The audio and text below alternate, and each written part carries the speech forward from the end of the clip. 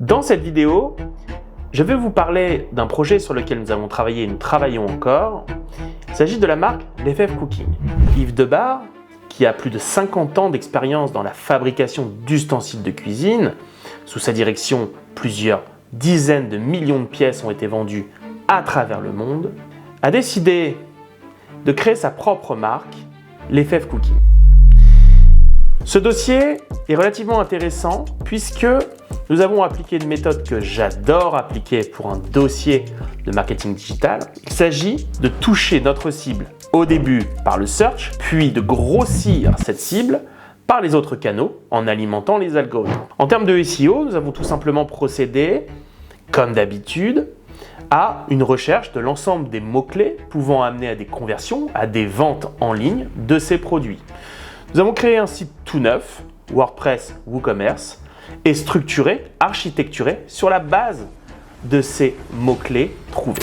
Ensuite, nous avons effectué toute une liste d'articles à rédiger. Les premiers articles ont été rédigés par Monsieur Debarre lui-même et nous les avons simplement optimisés et intégrés. Les autres articles, eux, se sont basés sur les connaissances de Monsieur Debarre et ont été générés à la main par des rédacteurs, par nos rédacteurs, et bien sûr par l'intelligence artificielle. L'intelligence artificielle est très forte pour comprendre de la donnée, comprendre une manière de s'exprimer et de le répliquer. Le SEO a eu une allure somme toute très classique, 6 mois avec très peu de performance, puis un décollage jusqu'à faire exploser la courbe, puis ensuite en fonction du travail effectué, eh bien cette courbe peut se maintenir, augmenter et s'il n'y a aucun travail, descendre relativement peu rapidement. En termes de SEA, nous avons commencé tout simplement par des campagnes search classiques. Pas de shopping, pas de performance max, pas de CPA cible, du CPC max. Cela m'a permis de comprendre, quels sont les mots-clés qui convertissent en vente, avec un bon taux de conversion, mais surtout avec un coût d'acquisition rentable.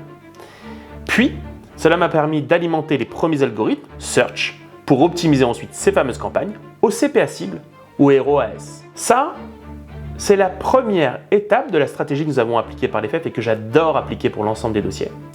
Nous avons en fait, par le search, permis bien sûr de générer quelques conversions, bien sûr de prendre de la donnée, mais surtout de récupérer cette donnée-là et de l'envoyer aux différentes plateformes. Bien sûr, Facebook Ads, nous avons envoyé cette donnée à Facebook Ads en lui disant « Regarde, ces visiteurs sont les visiteurs qui achètent chez moi. Ces visiteurs sont les visiteurs qui veulent des poêles, des casseroles, des ustensiles de cuisine. Va m'en chercher d'autres. » Le gros de la publicité qui a donc été fait dans ce second temps, c'est-à-dire le retargeting, va retoucher les utilisateurs qui sont venus par le search, puis va me chercher des gens similaires, des gens qui ont la même intention d'achat à l'heure actuelle. Eh bien, nous avons touché principalement par de la vidéo.